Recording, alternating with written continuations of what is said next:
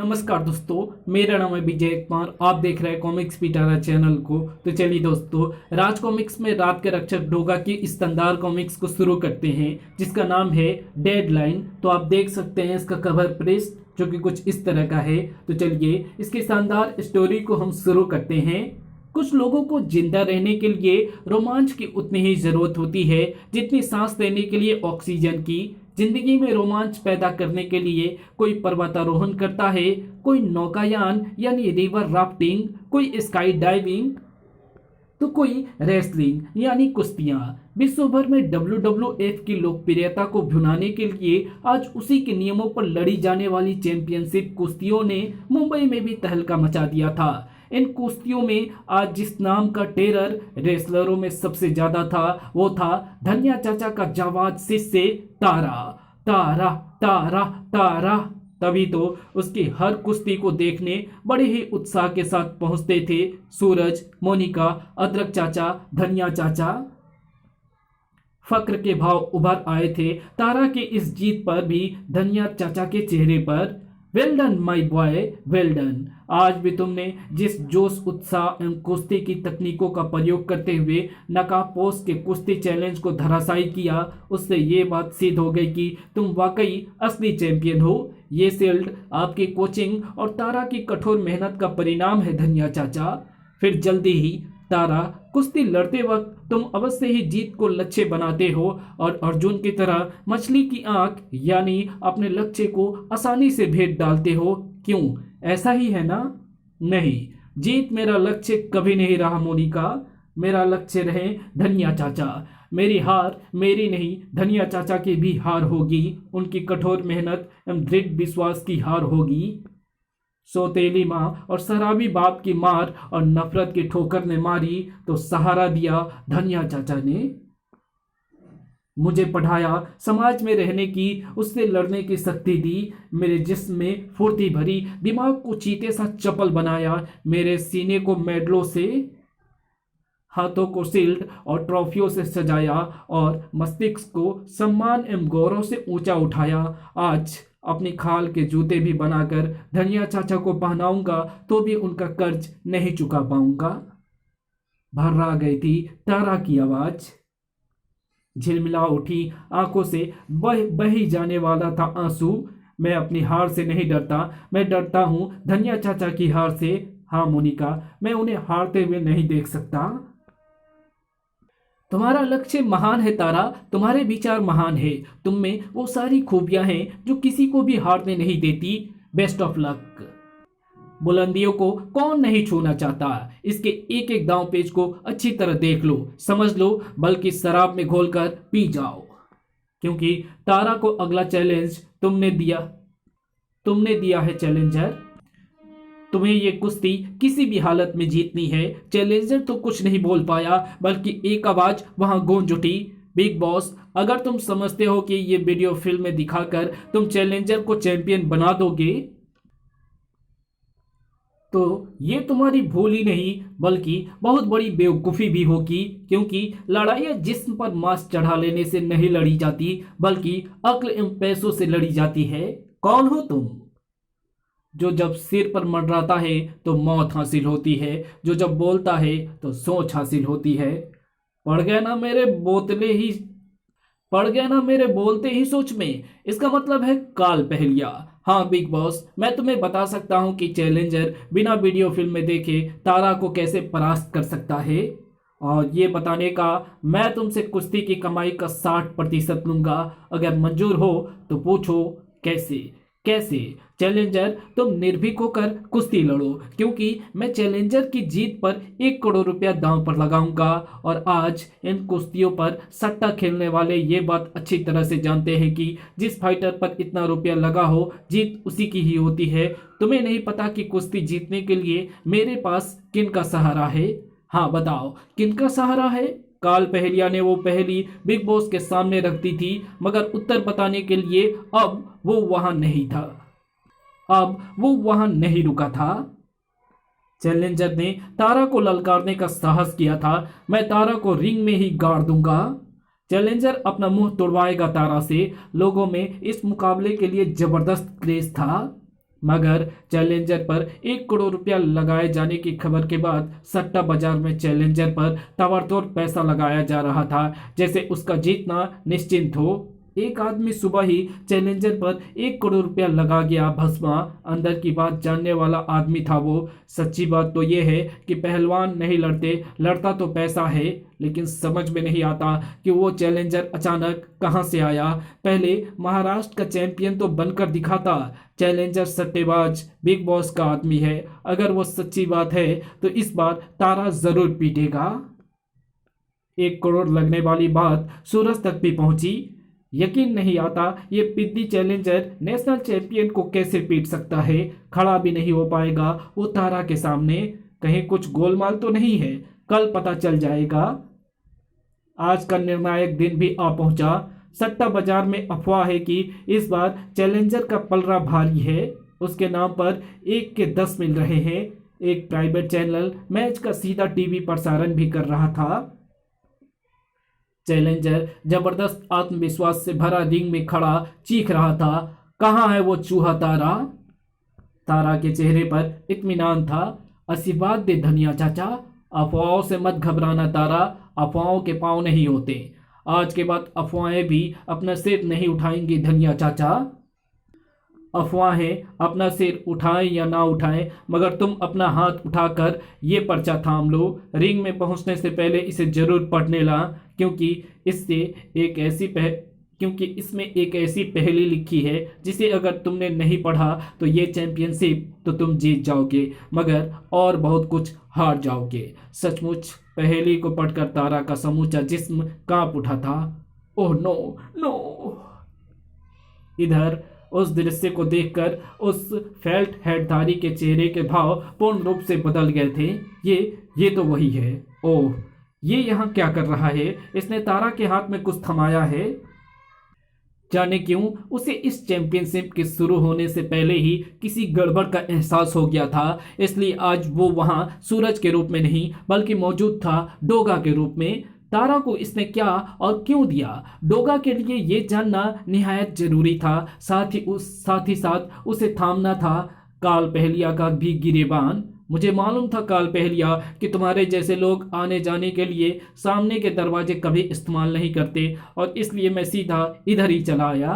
तुम नहीं, डोगा कहो। हम धाड़। ये लड़ाई की जगह नहीं है, पुलिस आ जाएगी। उफ, जब नो पार्किंग में लोग अपने वाहन खड़े कर सकते हैं तो मैं नो फाइटिंग एरिया में तेरी पिटाई क्यों नहीं कर सकता काल पहलिया। बताओ तुमने तारा को गुपचुप क्या पकड़ाया है? बताओ, वरना अंदर का खेल तो जब खत्म होगा तब होगा। तुम्हारा खेल मैं अभी खत्म कर दूंगा। धूर्ततापूर्ण ढंग से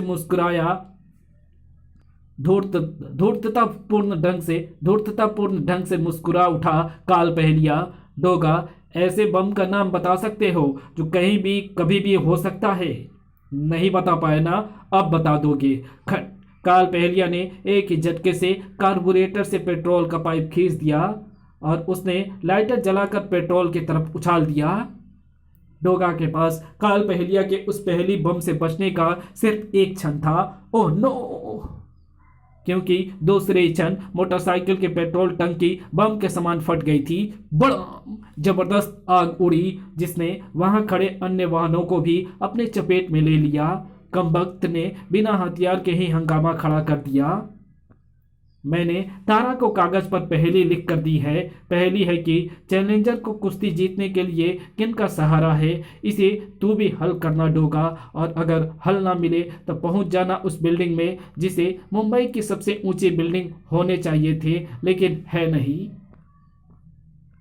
फिर पहली रिंग में नेशनल चैंपियन तारा का शर्मनाक प्रदर्शन सबके लिए एक पहेली बन रहा था। तारा ने चैलेंजर से पैसा ले लिया है, उसका कोच धनिया चाचा भी मिला हुआ है। हाँ, कोच ही तो सौदे तय करते हैं। सारा खानदान ही चोर है, बेईमान, भ्रष्ट। पैसा ये खाते हैं, बेवकूफ जनता बनती है। लाखों रुपए खा गए होंगे ये मैच हारने के। शर्म से डूब मरो। क्रोध एवं अपमान से तड़प उठा धनिया। नहीं, ये क्या हो गया तारा को? आज उसकी हिम्मत का फौलाद कांच के बर्तन की तरह चकनाचूर क्यों हो रहा है? मोनिका हतप्रभ थी। तारा पहले ही राउंड में बुरी तरह पीट रहा है, अभी तक उसने चैलेंजर पर एक उंगली भी क्यों नहीं उठाई। अदरक चाचा की परेशानी पर भी बल पड़े हुए थे। खुद को संभालो धनिया, पहला राउंड खत्म होने वाला है। तारा से जाकर पूछो कि आखिर वो इस कुश्ती को हारने पर क्यों तुला है। कुत्ते से गुर्राहट गूंज उठी। कुछ मत पूछो धनिया चाचा, इस वक्त उससे कुछ मत पूछो। डोगा, हाँ धनिया चाचा, चैलेंजर की जीत पर सट्टे में ताबड़तोड़ पैसा लगाया जा रहा है और मैं उसकी संभावित जीत को हार में बदलने के लिए जा रहा हूँ। मैं आपसे सिर्फ इतना कहने आया हूँ कि मेरे लौटने तक तारा अपनी हार कबूल ना करे। ये कुश्ती 45 मिनट की होती है। 44वें मिनट तक भी उसे अपनी शक्ति को बचा कर रखना होगा। समय कम है धनिया चाचा, जाओ उसे समझाओ कि आखिरी क्षण तक भी हार कबूल नहीं करनी है, मेरे लौटने की प्रतीक्षा करनी है। 44 मिनट में मैं वापस आ जाऊंगा। मैं इस डेडलाइन को पार करके यहाँ ज़रूर पहुंचूंगा धनिया चाचा, मेरा इंतजार करना। तारा का रोम रोम स्टेडियम में गूंजने वाली आवाज़ों से कांप उठा। हे भगवान, मेरे कारण धनिया चाचा का कितना अपमान हो रहा है। मेरे लिए शर्म की बात है, अब मुझसे ये देखा नहीं जाता। तब चीखते हुए तारा ने उठा लिया चैलेंजर को। फेंक दे तारा, इसे स्टेडियम के बाहर फेंक दे। इससे पहले कि तारा सचमुच ही चैलेंजर को नीचे पटक डालता, दर्शकों के एक छोटे से वर्ग ने नारे लगाने शुरू कर दिए। किन किन किन। तारा के कानों में पिघले शीशे के समान गूंज उठे हुए शब्द। तारा ठिठक गया, पसीने से नहा गया उसका जिस्म। चैलेंजर के साथ ही निढाल सा रिंग में गिर पड़ा वो। नहीं नहीं, मैं ऐसा नहीं कर सकता। धड़ाम। आज पहली बार डोगा के जिस्म में थरथराहट थी, डेडलाइन को पार करने की थरथराहट। वो बिल्डिंग एवरेस्ट टावर सी होनी चाहिए, नाम के अनुसार उसे ही सबसे ऊंचा होना चाहिए था, पर वो है नहीं, क्योंकि सबसे ऊंची स्टॉक एक्सचेंज और एक्सप्रेस टावर्स इमारतें हैं। Everest towers. अगर आज डोगा इस डेडलाइन को पार नहीं कर पाया तो 45वें मिनट में वो खुद भी इसी इमारत से कूदकर अपनी जान दे देगा। ये डोगा की प्रतिज्ञा है। एवरेस्ट टावर का चौकीदार तो डोगा को देखते ही भाग गया। डोगा जबड़े भींचे भीतर प्रवेश करता चला गया। मेरे यहाँ तो चौकीदार का जबड़ा टूटने से बच गया और बच गए मेरे 15 सेकेंड भी। आज रविवार होने के कारण शायद पूरा इमारत खाली है, अंदर कोई भी दिखाई नहीं पड़ रहा, लेकिन अगर कोई अंदर होगा तो उसे बाहर जाने के लिए डोगा से चाबी हासिल करनी होगी। लेकिन इस विशाल एवरेस्ट टावर में काल पहलिया के पहेली का हल मुझे कहाँ मिलेगा। ओह, लिफ्ट ग्राउंड फ्लोर की तरफ आ रही है। कौन होगा लिफ्ट में। खुल गया लिफ्ट का दरवाजा और डोगा की निगाहें जा चिपकी उन शब्दों पर। ऊपर से नीचे आएगी बीमार बीमार गली, ये गलियां तुम्हारी मंजिल होगी। एक और पहेली। सिद्ध हो गया कि काल पहेलिया इसी बिल्डिंग में कहीं है। मगर लिफ्ट से नीचे आई इस पहेली का क्या अर्थ हुआ। ओ, दूसरे लिफ्ट भी नीचे आ रही है, यानी उसी लिफ्ट से नीचे आएगी गाली। नीचे आने के बाद लिफ्ट का दरवाजा खुला। भयंकर गुर्राहटों से वातावरण कांप उठा। कुर कुर, भौ भौ, उफ उफ, कुत्ते। उफ, ये सब तो घातक रेबीज रोग से ग्रस्त दिखाई पड़ रहे हैं। पागल कुत्ते हैं। कुत्ते के शब्द के रूप में गाली तो समझ में आ रही है, मगर काल पहलिया के दूसरी बात का क्या मतलब हो सकता है कि गालियां मेरी मंजिल होगी।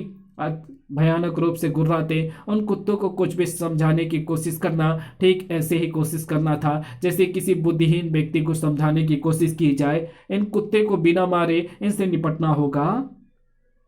ये लिफ्ट में से ही बाहर आए हैं तो इन्हें वापस लिफ्ट में ही ले जाता हूँ। उफ उफ। 1 2 3 4 5 6 7 8 9 सारे कुत्ते आ गए। 9। ओह, मिल गया मुझे पहेली का हल। कुत्तों की संख्या ही मेरी मंजिल है। अब मैं लिफ्ट को ऊपर 8वीं मंजिल पर लेकर जाता हूँ। लिफ्ट के रास्ते अगर मैं बाहर निकला तो ये कुत्ते मेरे बोटी बोटी अलग कर देंगे। लिफ्ट से बाहर जाने के लिए मुझे यहाँ रास्ता बनाना होगा। ठक। और इस छिद्र से निकलकर अब मैं लिफ्ट की छत पर पहुंच गया। लिफ्ट 8वीं मंजिल पर रुक चुकी है और 9वीं मंजिल का दरवाजा मेरे सामने है, जिसे खोलकर मैं आराम से बाहर 9वीं मंजिल पर आ सकता हूं। गैलरी के दूसरे छोर पर नजर आया काल पहेलिया।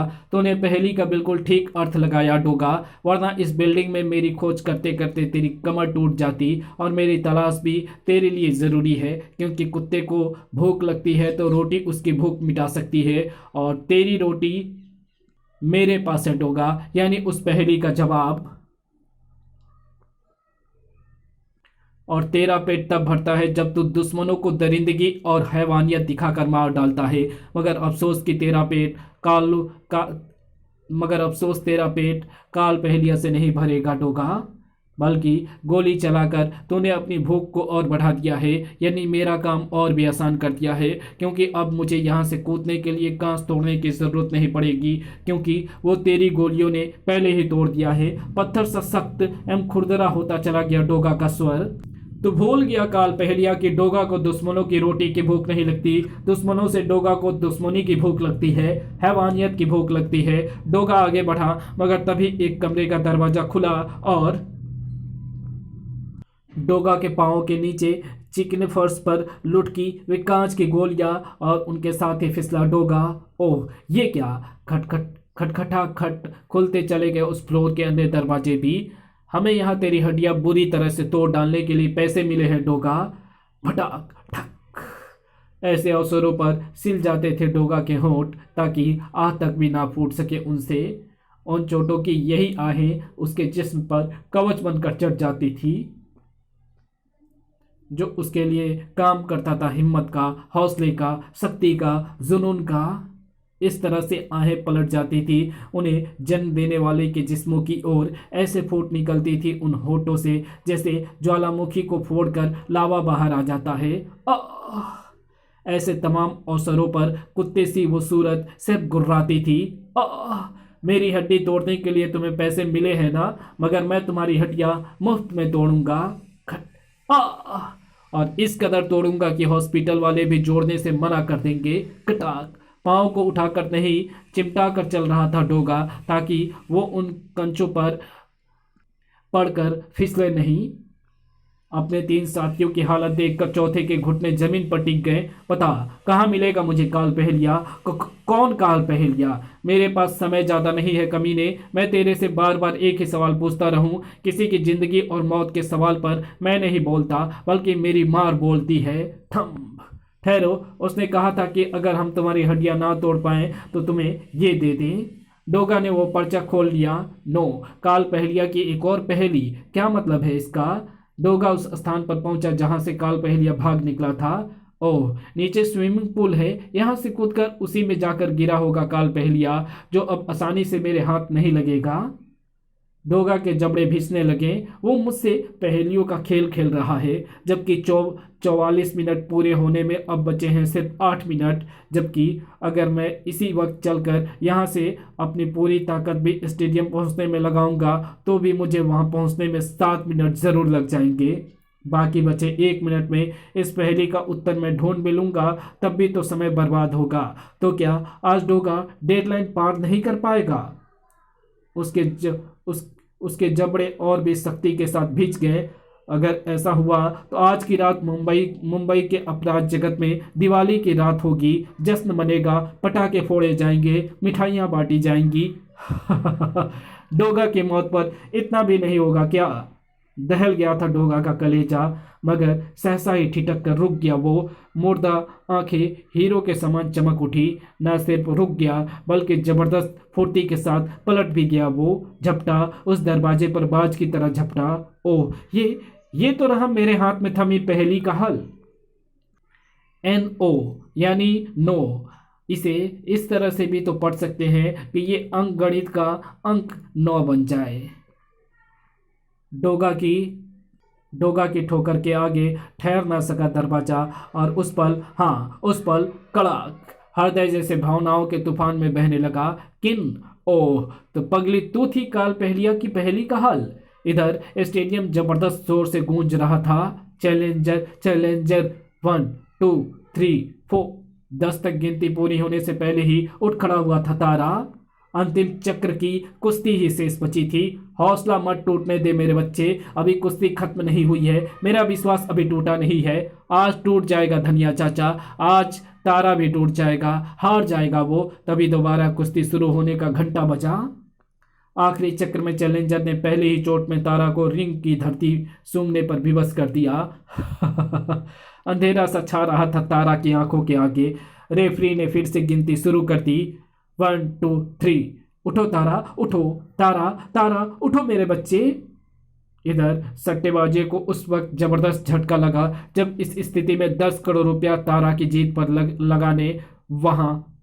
लगाने वाला वहां पहुंचा। मैं 10 करोड़ तारा की जीत पर लगाऊंगा, बोलो कितना दोगे? 1 के 20। तो फिर ठीक है, 20 करोड़ लगा दूंगा। इधर गिनती अभी पूरी भी ना हो पाई थी कि एक सुर उठा, किन किन किन। तारा की आंखों के आगे चकराते अंधेरे में जुगनू सी चमक उठी वो आवाज। दृश्य ही ऐसा था कि सामने ही उसका समूचा जिस्म सूखे पत्ते सा कांप उठा। हृदय से जो तूफान उठा तो वो आंखों में आंसुओं के रूप में झरझर बहने लगा। कांपते अधरों से प्रस्फुटित हुआ वो शब्द, किन। उठो पापा, क्या हो गया तुम्हारे हाथों को? अरे तुम्हारा तो पूरा मुंह सूजा हुआ है पापा। किन किन नाराज हो जाएगी तुमसे अगर अपने से भी ज्यादा चैलेंजर का मुंह तुमने ना सुझा दिया तो। हाँ किन। 8। अब मेरे हाथों को ताकत मिल गई है, चैलेंजर का मुंह अपने से भी ज्यादा सुझा दूंगा अब मैं। धाड़ धाड़, बकअप पापा बकअप। आखिरी चक्र पूरा होने में कुछ ही सेकंड शेष बचे थे। इसको दूसरे ही पल शोर ने जैसे आसमान सिर पर उठा लिया। चैलेंजर पर लगा करोड़ों का जुआ उसी की तरह धूल चाट रहा था। 1 2 3 4 5 6 7 8 9 10। असली चैंपियन तारा। मैं जीत गया धनिया चाचा, मैं जीत गया। मुझे सब पता चल गया है तारा। अपनी बेटी किन को बचाने के लिए ही तुम हार रहे थे, जिसे काल पहलिया ने हॉस्टल से किडनैप कर लिया था। काल पहलिया और बिग बॉस की आंखों में बला की सी चमक थी। अरे भाइयों, मारो दिवाली, निकल गए हो। 1 के 20 के हिसाब से 20 करोड़ रुपया तारा की जीत पर लगाने से हमें मिल गया पूरा 4 अरब रुपया। देखो बिग बॉस, इसे कहते हैं सट्टा। मगर तुमने ये किया कैसे, ये मैं बताता हूं। तुम यहां भी डोगा। पहले मुझे बिग बॉस को उसके प्रश्न का उत्तर दे लेने दो काल पहलिया। ओह नो बिग बॉस, काल पहलिया को पहेलियों से खेलने का शौक है। जब डोगा उसकी पहेलियों को हल करता हुआ एवरेस्ट टावर पहुंचा तो इसे लगा कि अब किन हाथ से निकल जाएगी, जिसे किडनैप करके ये चैलेंजर को कुश्ती जिताना चाहता था। तब इसने किन चुपचाप मुझे सौंप दी और यहाँ आकर तारा की जीत पर पैसा लगा दिया। भटाक। क्योंकि इसे मालूम था कि किन को देखने के बाद तारा की